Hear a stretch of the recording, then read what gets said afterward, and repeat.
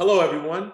Welcome to Influencers, where we bring you the people that influence our city, our community, and our state. Today is no different. We're honored to have our Attorney General of the great state of Nevada, Aaron Ford. Mr. Ford, thank you for being here today. Happy to be here, Peter. Good to see you, my man. Yeah, good to see you as well. How are things going? Great. Can't complain at all. Blessed and highly favored and loving life. Tell us, first of all, how you got to Nevada. Yeah, so I jokingly say we moved here at the turn of the century in the year 2000. Yeah. My wife and I moved out here. My wife, actually, I jokingly say I followed up with her money because she got a job with a federal court judge while I was still finishing up my law degree and my PhD. So we moved out here in the summer of 2000. My wife began working with Judge John E. Rawlinson on the Ninth Circuit Court of Appeals. I ended up getting a job with the same judge. So we stayed here for about 3 years before we went back to Texas. I had already accepted a job down there, but my wife got another offer to come back here in 07. So we came back in 07, and we've been back ever since 07. And you have family and everybody's still living here, or is everybody kind of spread out? Yeah, so my wife and I have raised 3 sons and a nephew. So I essentially say 4 sons. And 3 of them have left the nest, so to speak. My oldest son is in medical school at Georgetown. My middle son is a junior, just transferred from Southern Methodist University up to UNR. So he's there studying. My youngest son is a junior in high school, and my nephew is working down in Texas. So my wife and I are almost empty nested. Well, you're going to enjoy that because my 2 kids are out of the nest, and we are enjoying empty nesting. So it's not as bad as people think. It's actually a lot of fun. It's a different journey. I bet. But congratulations on your sons and especially the ones that are in college and doing that thing. That's amazing. Thank you. Well, they're my motivation, man. So they keep us proud, and I'm so proud of them. That's excellent. So you got your first term in just about here. So how's that first term ride been? Listen, this has been the best job I've ever had in my life. And I've had some good jobs. I told you I clerked for federal judges, and that was up until this point, the best job I ever had. But I've also been in the state Senate, loved that gig. I've been practicing law for over 20 years, loved doing that. But this has absolutely been the best job I've ever had. God blessed me with the position, and it's the best job, but also the most stressful job, frankly, that I've ever had. There's been a lot going on the last 3 years and a few months. Some of which was not in the job description, I jokingly say. But it's stuff that has allowed us as an Office of Attorney General to support the citizenry and the residents of this state, as well as our clients and our constituents. And so love the job. I like what you said, because you're right. I mean, who would have thought that COVID was going to hit us, and then all of a sudden we were going to be dealing with people who can't pay rent, people out of work, people need, all the things that really got thrown right directly in our face.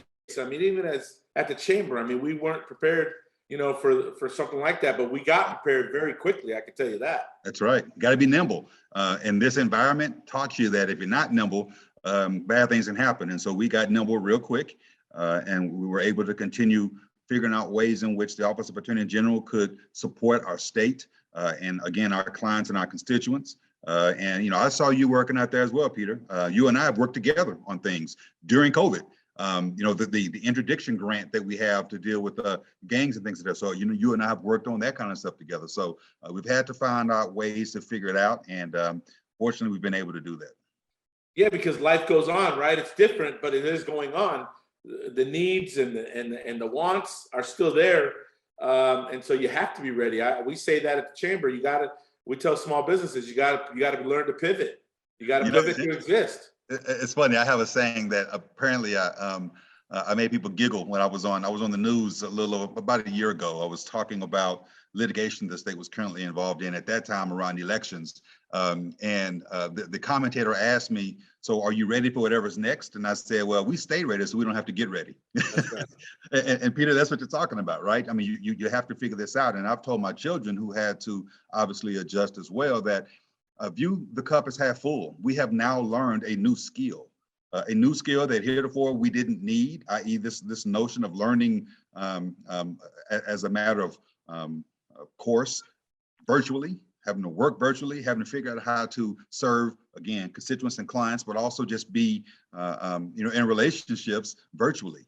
And that's a skill, again, that we didn't have to have, but that many do have. And so that's cup half full from my perspective. Yeah, no, I agree with that. So tell us some things that the AG's office does that maybe people don't realize, don't know. Yeah, that's a great question. I mean, I think a lot of what we do in the AG's office is stuff that people don't know. They know at the AG's office we put folks in jail, for example. They know that this badge is a law enforcement badge, and we have some limited criminal jurisdiction that allows us to incarcerate folks. But what they don't know is that the vast majority of what we do in the office is not criminal in nature at all. It's what we call civil law. It's where we are representing the state in litigation sometimes, where we sue other entities or even other governments, where we get sued and we defend the state. We advise almost every administrative agency in the state. Our clients include our constitutional officers like the governor, lieutenant governor, secretary of state, the treasurer, the comptroller. All of those individuals are people that we have to interact with as lawyers because they're our clients. And so that's part of what people don't understand that we do. Not to mention the fact that they don't see the interaction that we have with the general public as it relates to consumer affairs issues. That's one of the biggest components of our jobs, which is to ensure that consumers in our state are taken care of, and that if we hear about unscrupulous companies or businesses out there taking advantage of our people and scamming them, that they have an attorney general's office that steps in that area as well. So those are the few things, Peter, that we do that people may not know about. Yeah, it's good points. How much of your own life's journey goes into your day-to-day work? I venture to bet almost all of my life's journey goes into my day-to-day job, right? I think most of us, as we interact in our professions, bring our whole selves to it as a general matter, right? Recognizing that our background gives us peculiar, oftentimes, but certainly particular perspectives on things, new perspectives that sometimes have heretofore been ignored or just not known about. And so, the opportunity to rely upon my own experience, for example, and I hate to bring this up because I know we're having a lighthearted conversation, but in the aftermath of George Floyd's murder, for example, and the outcry from the African-American community relative to improving relationships between law enforcement and the communities that we serve, I was able to draw on my experience as a Black man in this country, married to a Black woman, raising 3 Black sons and a Black nephew, and speaking as a law enforcement officer on what we can do in order to bridge the gap. And that was something unique that I was able to bring at a time where our country needed it, and certainly our state needed it, and I'm grateful for that. Yeah, that's terrific. And I would tell you, I'd venture to say that, certainly I'm not going to speak for your life journey or the African American community, but regarding that case, what was, incredible was seeing not just African American communities outraged and coming together and trying to figure out, okay, this is enough, and like, how do we go? But non-African American communities came together as well. I mean, I'd venture to say that the majority was outraged by that, and I think that's a good thing, right? I think out of outrage comes changes and conversations. That's what we talk about at the Latin Chamber. Like, you got to get uncomfortable to have the conversations that have to happen, and I think that created some of that. So, and I think couldn't agree more. And we have, beyond the George Floyd murder, obviously, Peter, our communities have stood together, and not just our communities. When I say our, I don't mean just Latino and African American communities. I mean communities in general have stood together on this before. And it's great to see. It was absolutely great to see that in this circumstance, we saw people come together to figure out ways, again, to bridge the gaps and to help to heal some wounds and some fissures. Again, that's a life experience that I brought to the office during that time period. And again, that's a more, dramatic example. But clearly, on the day-to-day interactions and the day-to-day operations of the office, I know that I draw on my life experiences in the ways that I think about the issues that are addressing us and the solutions that are necessary for them. And I like the honesty, because I think that's that is for many of us a reality, right? Our journey has to influence who we are today, and hopefully making us better. Absolutely. So regarding the justice system, do you think there's equal justice for minorities, or do we still got a long way to go? Well, I think we have a ways to go. I don't know if it's a long way. I don't know where we are in that trajectory, right? You mentioned something that was important. You said we have to have conversations, and it led to conversations. But I think you would agree with me when I say this next line, which is it's more than just conversations, right? At the end of the day, we should be not at the beginning of a conversation on issues in relative to the criminal justice system and certain communities. We should be at the end of the conversation, right? We should actually be seeing the implementation of policies and plans that have a positive effect on, again, improving relationships. And we've seen some of that happen legislatively last session, where we saw people come together. My office sponsored bills in the criminal justice realm that were supported unanimously. And here's the key, right? It was unanimous. I had Democrats and Republicans, and I had law enforcement and the ACLU. I had public defenders and district attorneys coming together at the table and passing bills that affect real positive change unanimously. One example I can offer you is my office now has the ability to do what we call pattern and practice investigations. We didn't used to have this ability. The federal government has always had it, and it's a circumstance where if they get a report that a particular law enforcement entity is engaging in discriminatory practices against, let's say, the Latino community, then they can investigate that, and they can try to bring remedies to fix that. The state governments didn't have that. Well, my office didn't have it. But so I went to law enforcement.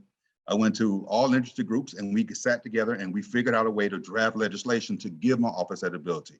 We did that. And it passed unanimously, went to the governor's desk on, incidentally, the anniversary of George Floyd's murder, and was signed into law. I remember. So I'm so proud of that, right? Because again, it's not just about talking about it. It's not just about us being able to articulate what the issues are. What we have to be able to do is to come up with real concrete solutions, demonstrating that being pro-police is not antithetical to being pro-police reform. And at the end of the day, I'm both. And I've demonstrated that through the ways in which we've been able to pass legislation this last cycle.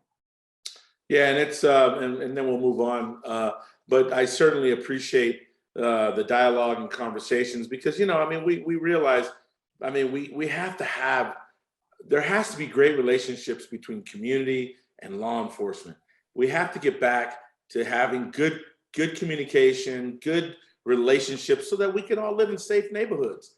Absolutely. We're all trying to get to that place. I laugh sometimes when I have to explain that. Listen, Hispanics, they want to live in a safe neighborhood. They don't want to live next door to bad people. We're all in that part together. It's just, let's get there. Let's have those dialogues, and like you said, let's really get past dialogue and Implement things that are going to help our community be a safe community. So 100% correct. 100% correct. I used to say, and I still say that, sometimes the neighborhoods I grew up in, I was happy to see cops come when bad things were happening, but sometimes bad things happened when cops came, right? And so we have to be able to reconcile those things, and we were able to do that.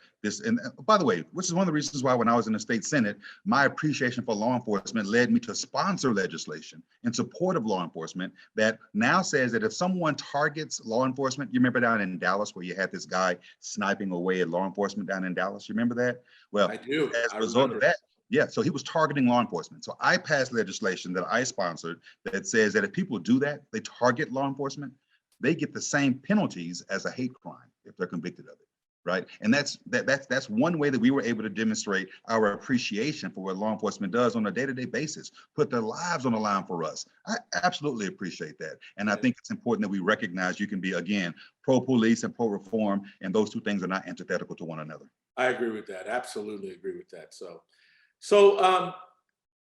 second term, if you're so fortunate enough to get reelected, and I know we're not going to get too much into campaign stuff, but I want to ask you, what does your second term look like? Like, what's left that you feel needs to be done still? There's so much more work to continue and to be done.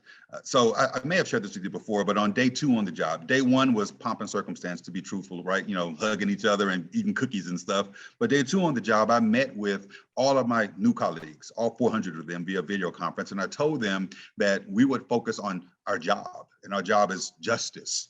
Simple, plain and simple. but we would focus on it through what I called our 3 C's: the protection of consumers and consumer protection, the protection of constitutional and civil rights, and then in the area of criminal justice and reform.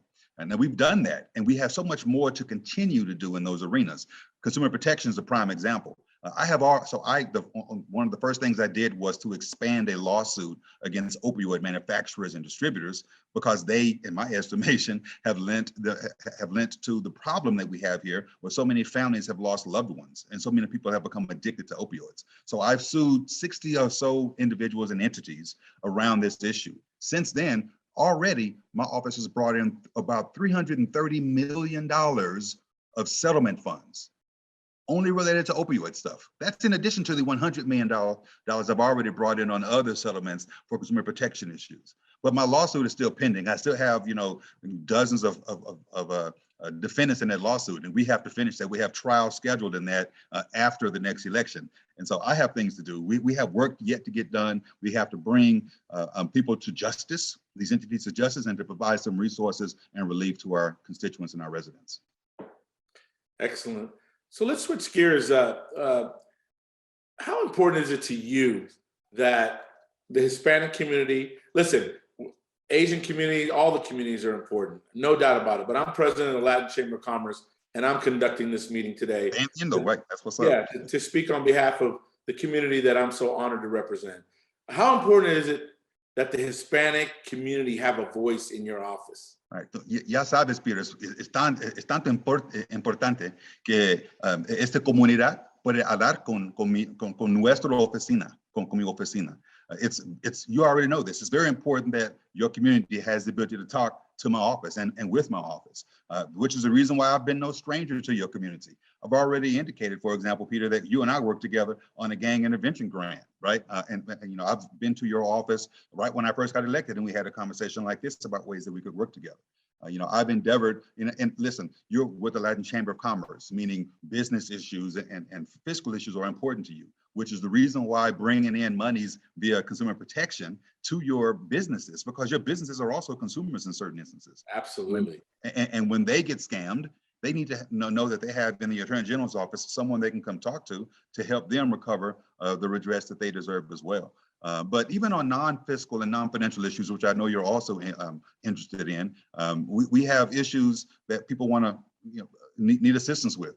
Domestic violence was on the rise, as you know, during COVID, right? And many, and not just the Latino community, but other immigrant communities were concerned about having to report instances of domestic violence. I have said it point blank that my office, for example, doesn't ask you about immigration status. If you have an issue you want to have addressed, you can come to me and without fear of us questioning issues in that particular arena. And I've been in the community, I speak Spanish, not as fluently as I used to, Peter, but I try to even speak the language. I put out commercials in Spanish talking about our Home Again program, which helps folks who are fending off notario fraud or who need help with housing. And so there's so many different ways that we try to interact and operate because it is important that your community has an inlet to this office. Let me ask you, we know we have campaigns and elections going on. Are you willing to work with whoever is the governor?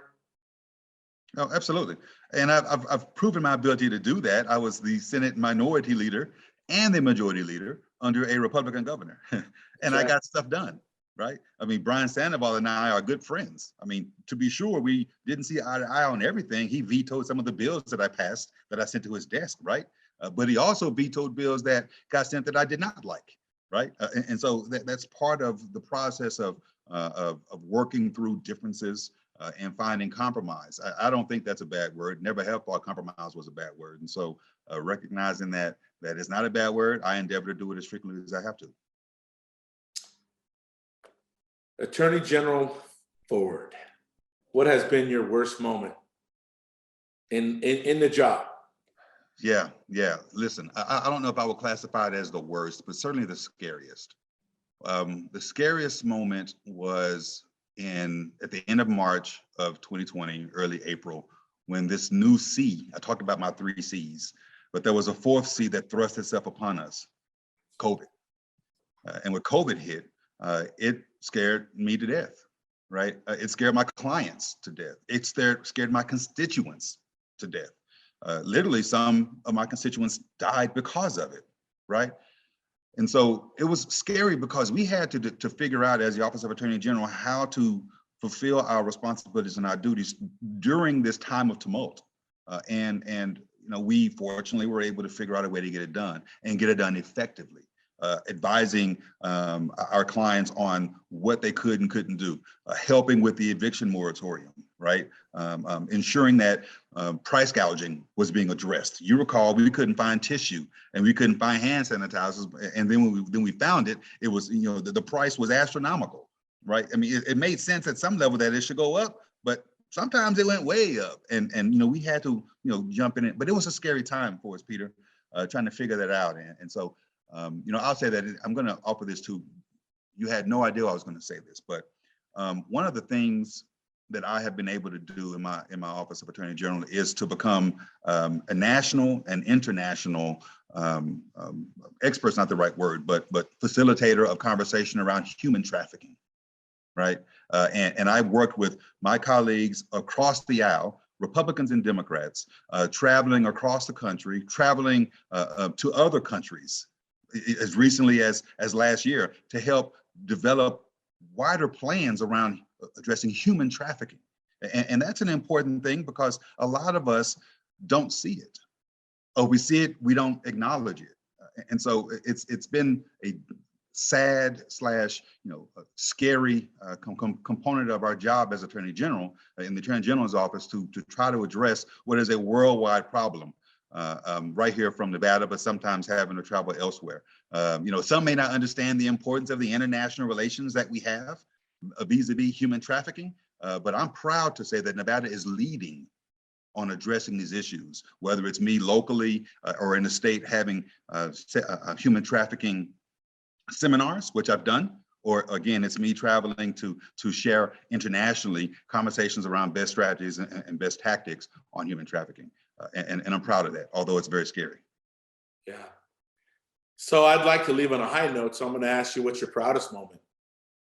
The proudest moment, frankly, is just being highly favored and blessed to be in this position. There is no typical day for me as Attorney General. There's always a new fire. There's always a new issue. And I'm just blessed to be here, to be trying to help constituents in our state to the best of my ability. It's a proud moment every single day. Today I was meeting with individuals who work in the debt collection arena, explaining to them our concepts of consumer protection as it related to the industry. I hadn't done that yet, but I did it today, right? Yesterday, I spoke with a group of environmentalists talking about the ways in which our Bureau of Consumer Protection might affect what they want to do. And sometimes we're aligned, sometimes we're not. I had done that before, but not in that same venue. Right. And so I'm just blessed and highly favored. My proudest moments are just being able to be here daily. It's a job that I love, Peter, and I'm trying to keep it. Well, ladies and gentlemen, there you have it. This is Attorney General Aaron Ford from the great state of Nevada. And I can say he's always available, always taking our calls from the Latin Chamber of Commerce. And we thank you for that relationship. It goes beyond politics. When you represent a community, you have to have access. And I always say Nevada's pretty good about having access to its influencers, and today's no different. So, Mr. Attorney General, thank you so much for joining us. And ladies and gentlemen, thank you for joining us on this episode of Influencers, where we bring you the people that shake it up and affect our cities, our state, and our communities. We will see you soon.